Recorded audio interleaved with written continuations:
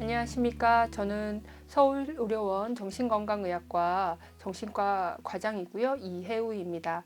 오늘은 여러분들께 양극성 정동장애에 대해서 간략하게 말씀드리겠습니다.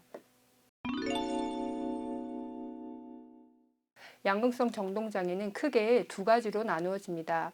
1형과 2형으로 나누어지는데요. 기분과 관련돼서 정신과적 질병에는 우울증과 양극성 정동장애로 크게 나누어 볼 수 있습니다.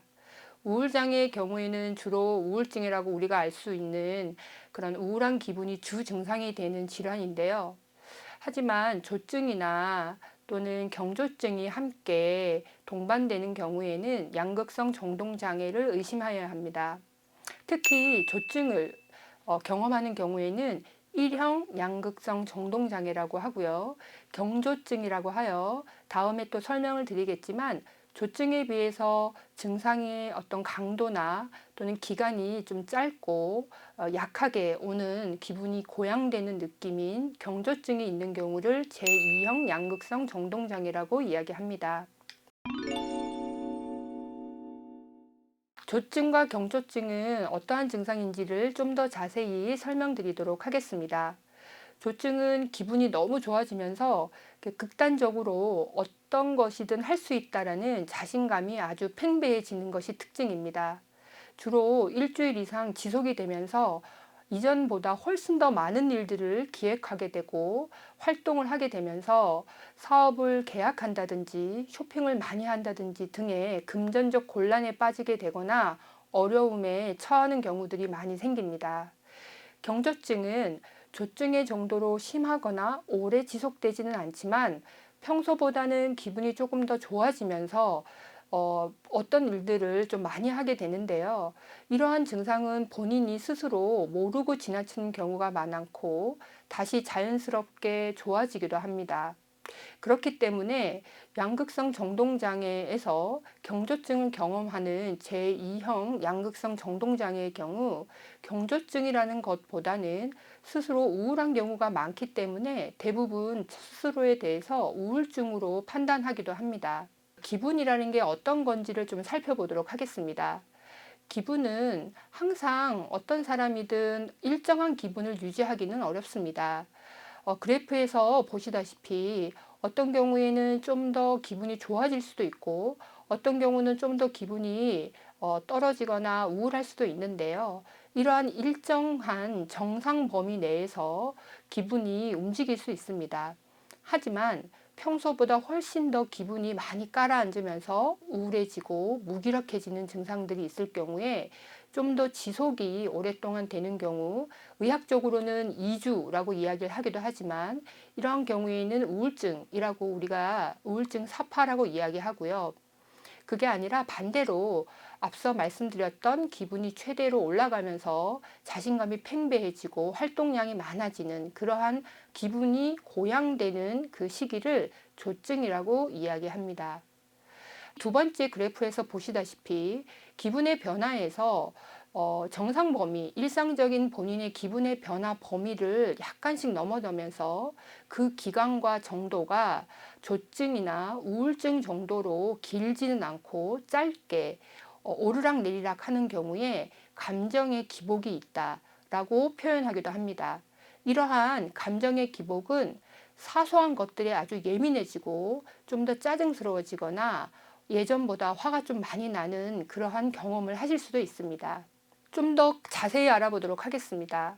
앞서 제가 얘기 드렸던 정상 기분에서 기분이라는 게 오늘 아침에 조금 일어났더니 좀 가라앉네 라고 하다가 활동을 하시다 보면 다시 또 기분이 오후가 되면 좀 나아지는 경우들이 있는데 이러한 변화들이 있다 하여 우리가 양극성 정동장애라고 보지는 않습니다.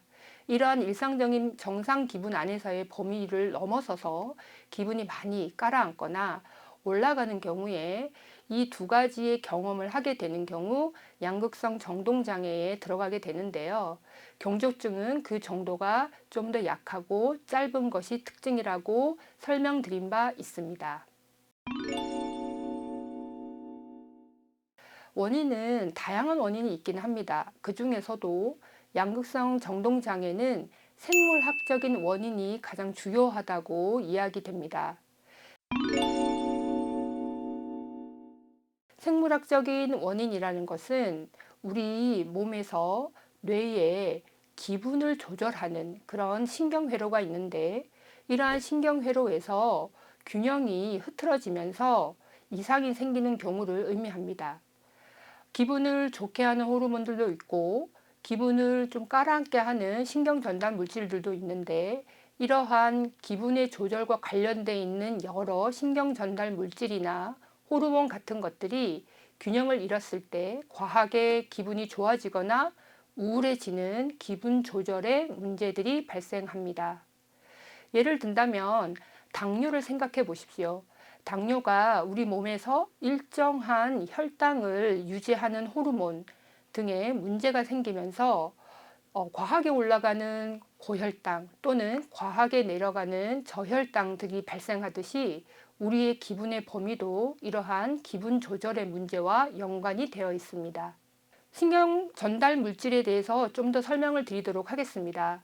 조금 어려운 말이긴 한데요. 세로토닌이나 노에프네프린, 도파민 같은 신경 전달 물질이 우리 뇌에서 일상적으로 분비가 되면서 기분의 조절을 담당하게 됩니다. 세로토닌의 경우는 기분이나 식욕, 수면과 연관이 되어 있고, 노에프네프린은 활력이나 집중, 기억과 관련이 있습니다. 도파민의 경우는 의욕이나 흥미와 연관이 있는데, 이러한 신경 전달 물질이 불균형하게 되면 기분의 조절에 문제가 생길 수 있죠. 또 하나는 신경세포의 비정상적인 반응으로 이러한 신경 전달 물질이 과다 분비되거나 과소 분비되게 하는 것들과 연관이 있을 수 있습니다. 세 번째로는 호르몬의 영향입니다.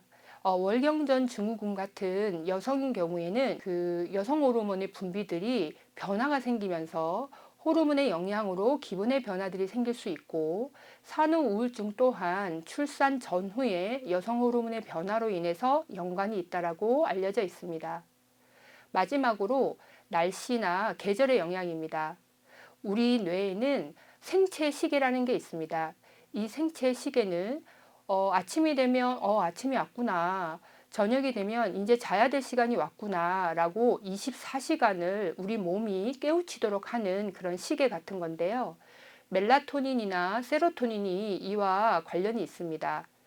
햇빛이 우리 눈에 들어올 때 이 뇌로 전달이 되면서 세로토닌이나 멜라토닌의 분비와 연동이 되어지게 되는데, 날씨나 계절의 영향으로 햇빛의 양이 또 감소하거나 이럴 경우에 가을이나 겨울 같은 경우 신경 전달 물질 등의 불균형들이 관련이 있을 수 있다고 알려져 있습니다. 예를 들어서 계절성 우울증 같은 것들은 계절에 따라서 조금 더 우울해지거나 다시 또 계절이 변화되면 자연스럽게 회복되거나 그 다음 해에 같은 계절에 똑같은 기분의 변화들을 겪게 되는 그러한 것들을 이야기합니다. 세 번째로는 취약한 기질적 성향입니다. 취약한 기질적 성향은 기분의 변화가 평소에도 있거나 과활동 성향이 있는 사람들을 의미하는데요. 심리적인 스트레스, 부정적인 스트레스 사건이 양극성 정동장애 발생하고도 또 회복에도 영향을 미칠 수 있습니다. 이러한 취약한 기질적 성향과 심리적 스트레스가 생물학적인 체질과 만났을 때 양극성 정동장애로 증상이 발현되는 경우가 있고, 그러니까 주로 양극성 정동장애가 발병을 하시게 된 분들의 그 전에 부정적 스트레스들을 경험하시게 되면서 증상들이 올라오는 경우들이 많이 있습니다.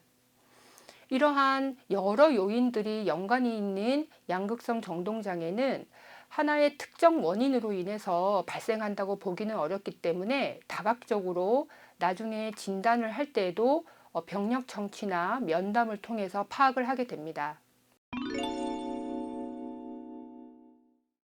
조증 증상은 팽창된 자신감, 자존감, 기분이 올라가는 그런 고양된 기분이 주 증상이면서 잠을 자고 싶은 욕구가 떨어지게 됩니다. 짧은 시간 수면을 취해도 별로 피곤하지 않고, 그리고 일을 많이 하게 된다 하더라도 잠을 자고 싶은 그런 어떤 욕구들이 사라지게 되죠. 그리고 말이 많이 빨라지고 말의 양이 많아집니다. 또한 생각의 속도가 빨라지면서 생각과 생각들이 빠르게 이어지는 느낌들이 많이 들고, 이렇게 됨으로써 내가 이야기하는 것들을 다른 사람과 이야기를 할 때 나의 의사 전달이 잘 되지 않는 그런 상황들을 경험하게 되기도 합니다. 주의력이 떨어지면서 산만해지고 주변에 있는 많은 자극들에 반응을 하게 되면서 어떤 일들을 끝까지 지속해서 진행하는 것들이 어려워지기도 합니다. 계획들을 많이 세우면서 새로운 일들을 많이 하게 되고 활동량이 증가하게 되면서 이러한 일들과 함께 초조, 불안, 안절부절 같은 증상들이 동반되기도 합니다. 아까 제가 그 과활동에 대한 이야기를 드렸는데요. 계획을 많이 세우고 사업들을 진행하기도 하지만 또 쇼핑을 많이 하거나 성적 활동이 증가하거나 그리고 적절하지 않은 투자들을 하게 됨으로써 본인이 지나치게 내가 지금 현재 하고 싶은 것들에 몰입하게 되고, 이로 인해서 여러 어려운 경제적인 상황이거나 또는 사회, 대인적인 관계에서 고통스러운 상황들을 경험하게 될 수도 있습니다. 이러한 경험들은 또 부정적 스트레스와 연관이 되면서 양극성 정동장애 발생에 또 영향을 주기도 하죠. 우울 증상에 대해서 말씀드리겠습니다. 양극성이라는 질병의 이름에서도 드러나듯이 조증뿐만이 아니라 우울 증상을 많이 경험하시게 되는데요. 우울증 시기가 양극성 정동장애에서는 많이 동반이 되고 일반적인 우리가 이야기하는 우울증하고도 비슷합니다. 양극성 정동장애에서의 우울증과 일반적인 우울증의 차이가 약간 있는데요. 양극성 정동장애는 좀 더 수면이나 또는 식욕에 있어서도 과다수면 또는 과식, 그러니까 식욕이 증가하는 것들이 나타날 수도 있고, 어린 나이에도 양극성 정동장애 우울증에서는 발병하는 경우들이 많으며 기분 조절제로 치료를 하고 종종 가족력이 있는 경우들이 많이 있습니다. 이러한 그래프에서 보시듯이 양극성 장애 1형은 우울증과 조증이 번갈아 가면서 나타나기도 하고 동시에 있을 수도 있습니다.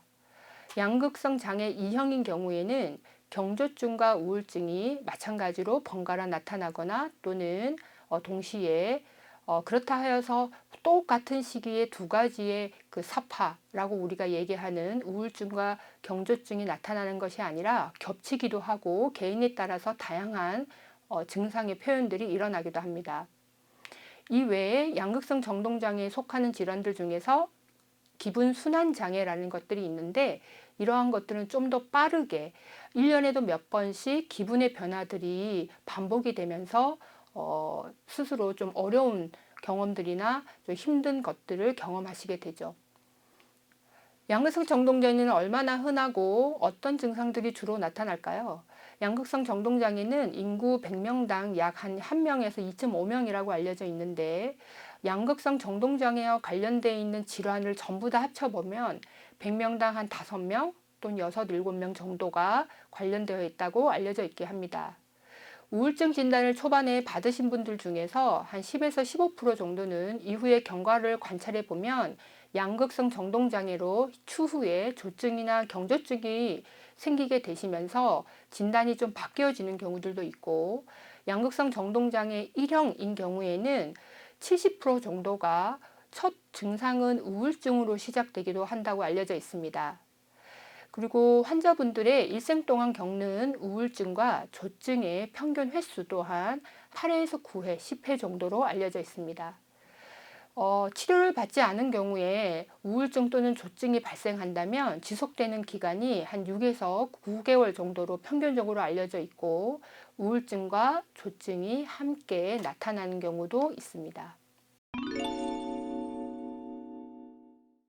진단은 정신과 의사의 병력 청취와 상담을 통한 임상적 진단이 우선입니다. 우울증 증상이 첫 시작일 수도 있기 때문에 진단은 변할 수도 있고, 경조증은 본인은 잘 모르는 상태에서 지나치는 경우가 있으므로 기분 일지 같은 것들을 의사와 상의하면서 체크하시고, 그러한 기분의 변화를 객관적으로 본인이 파악하도록 하는 작업들을 함께 하기도 합니다. 악화와 관련 요인들에 대한 평가 또한 필수적이고 심리평가나 호르몬 등의 혈액 검사를 하기도 하며 뇌 영상 같은 기질적 원인에 대한 배제를 위해서 다양한 검사들이 시행될 수 있습니다. 진단 기준에 따라서, 진단의 정도에 따라서, 자타의 위험 여부에 따라서 외래나 입원 치료가 진행되기도 합니다.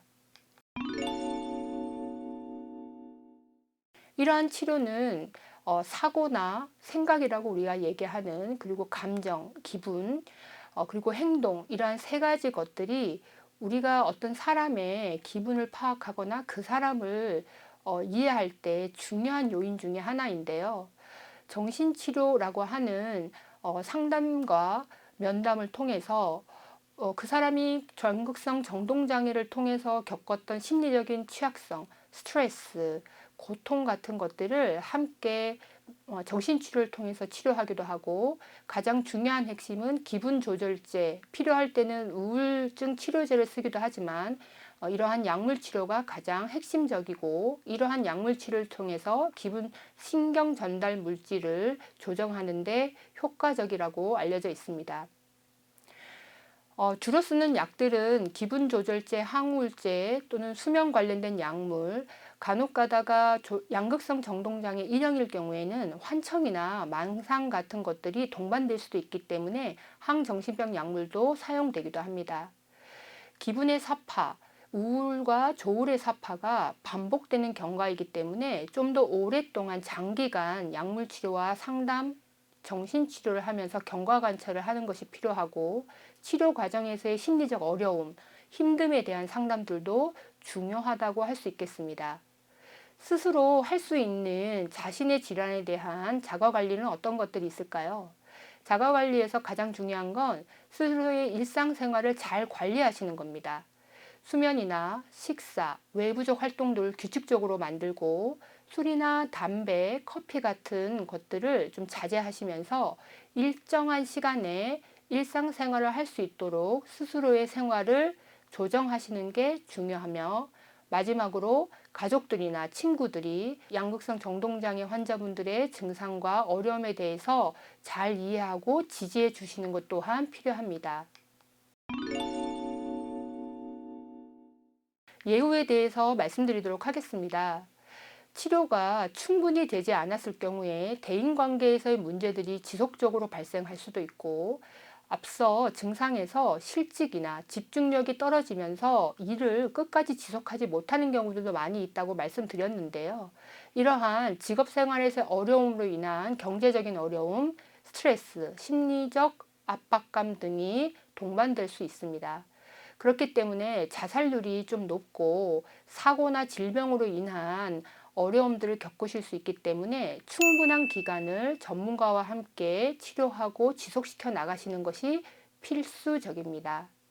약물 치료와 상담을 통한 장기적인 치료를 유지하시게 된다면 치료 후에 2, 3주 정도는 증상의 변화가 뚜렷하게 나타나지 않을 수도 있으시겠지만, 주로 2, 3개월이 지나고 나면 훨씬 더 기분의 변화들의 정도가 줄어들게 되고, 6에서 9개월이 되면 기분의 안정감들이 느껴지시게 되는데, 그 이후에도 치료가 중단될 경우에 재발의 가능성이 높기 때문에 충분한 시간이 필요하다고 말씀을 드린 바 있습니다. 이상으로 양극성 정동장애에 대한 전반적인 이야기를 마치도록 하겠습니다. 경청해 주셔서 감사합니다.